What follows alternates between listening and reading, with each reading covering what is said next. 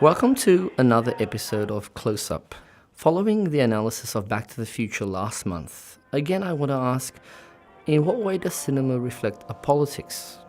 Let's look at a sequence from one of the most influential of all political films. This is Rome, Open City, directed by Roberto Rossellini and released to Italian audiences in 1945. I do want to stress you don't have to have seen the movie. I'd really love you just to watch the sequence with me, and I hope it then compels you to watch the film in full.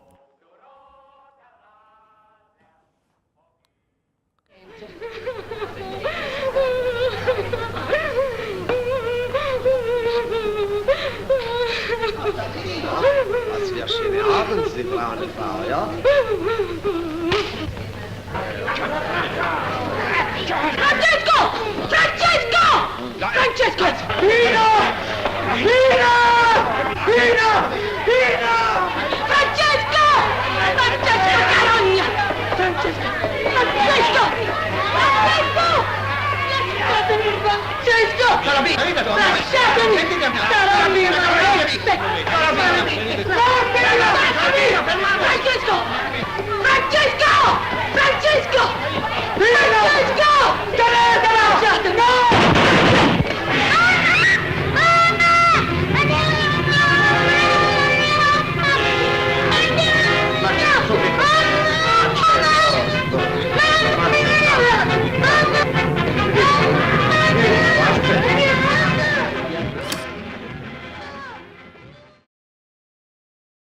Rossellini was one of the most famous and respected Italian filmmakers, and is possibly the most well-known filmmaker internationally working out of Italy. He began his career under Italian Fascism.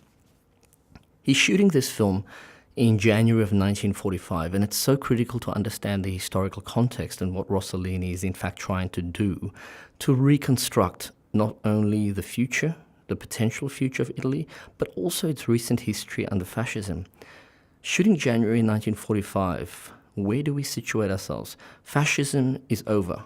Mussolini is dead. His body paraded through the town square in 1943. If you're an Italian filmmaker so committed to the art form of cinema, but also to your country and its history, how does a country reconstruct itself in the wake of a fascist dictatorship? Well, among other things, it uses its cinema. Abend, Sie braune Frau, ja?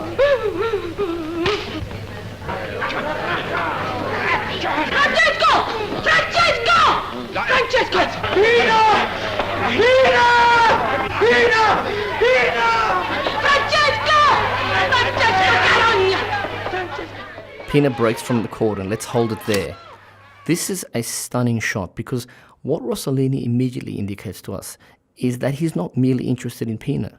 It's not enough to cover the action of the central protagonist. He's interested in the space that coordinates her movements. Notice here that he's shooting this in a depth of field, an extreme depth of field. I can make out various bodies at front of screen.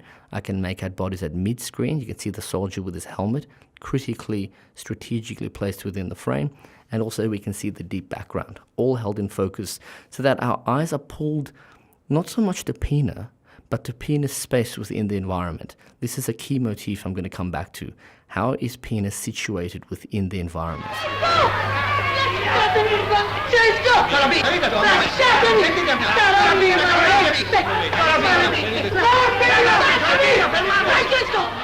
Okay, again, this device of situating Pina within the environment is picked up again as she comes out of the corridor.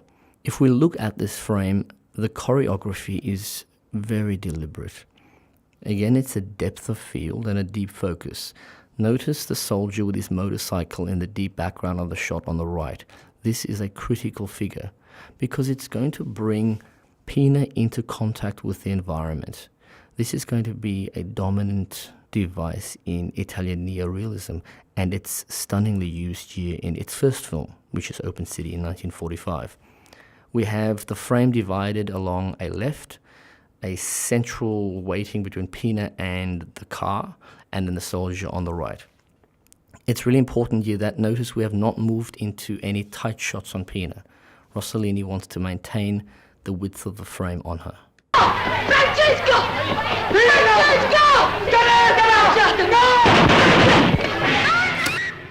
Okay, one of the most famous moments in all of not only European cinema, but the history of the film medium, Pina's dramatic death. First, you notice that it is stunningly, jarringly banal, I would say. It's the horror of a death that is shot in wide frame. We don't go in for a close-up. We don't even go in for a medium shot. We are taking the shot from the truck in which Francesco has been imprisoned. Whenever I teach this to students, I ask them to simply speak to me about the way the shot looks and feels. And invariably people talk about the fact that it appears almost to be a kind of documentary image. That in classical cinema, a cinema that we all grow up with and that we all understand, we would expect to go in for the close-up on Pina, for the close-up on her death, because it is the central dramatic action of the entire sequence. What makes this such a stunning moment in the history of cinema, and if I were offering my opinion, I would say this is truly the birth of Italian neorealism. This moment that you're looking at with me, this is the birth of one of the most influential movements in the history of cinema, without which we would not have the great American realism of the late 50s and 60s. This is where it goes back to the impact of Italian neorealism. This shot of the child suddenly fetching up in despair on his mother in medium shot at ground level. If we think about a classical cinema, think about mainstream Hollywood, the kind of movies that we all watch, we would expect a shot that takes us into an intimate connection to the death of this woman and her son. Rossellini will not give us the close-up that we desire as spectators.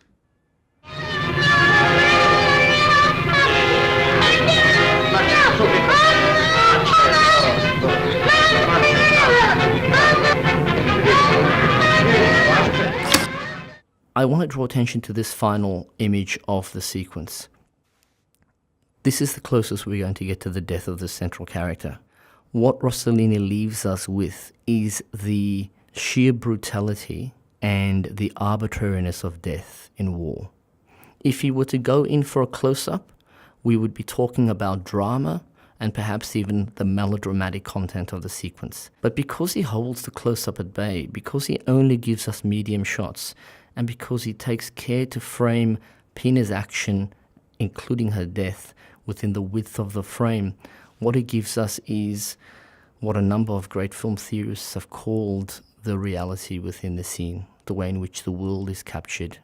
It is a stunning moment in the history of cinema, and it is the birth of a unique political cinematic movement that commenced in 1945 and that lived briefly but remains profoundly influential. Without Open City and without, I would argue, this sequence, perhaps we don't have the legacies of great American filmmakers such as John Cassavetes, Martin Scorsese, and an entire host of a new generation of filmmakers that have embraced cinematic realism. Thanks for listening.